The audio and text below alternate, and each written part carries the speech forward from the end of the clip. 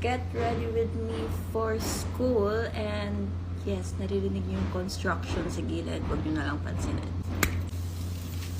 It's my first time to wear my school uniform on a get ready with me, but yeah, this is my uniform.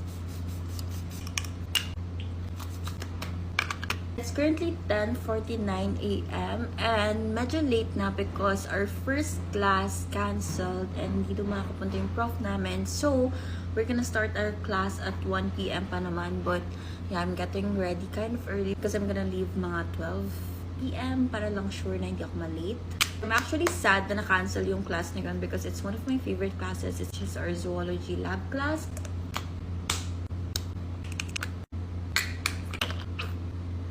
Let's look at my ID lace. It's so cute. It's pink because there's this, I don't know if it's an org or students na naggawa ng sarili nilang or nag-customize sila ng ID lace for Valentine's Day last week.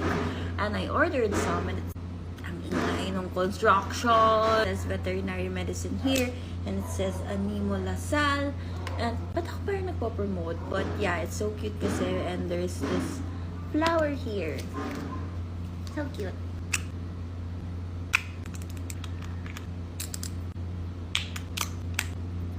This is my favorite primer as of the moment. And I'm not really a primer type of girl. Like, I usually skip it.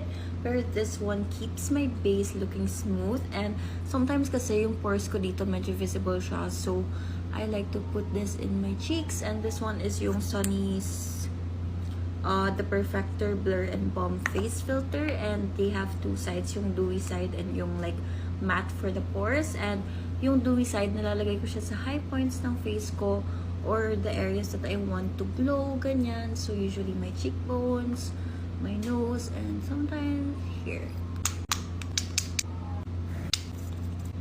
I try this cushion. This is actually a new one. This is from Skintific, and let's see if it's good and if it will work as my everyday base, I guess.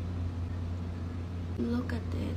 I think it's a really good shade match for my skin tone kasi this is with like one tap lang and this is without.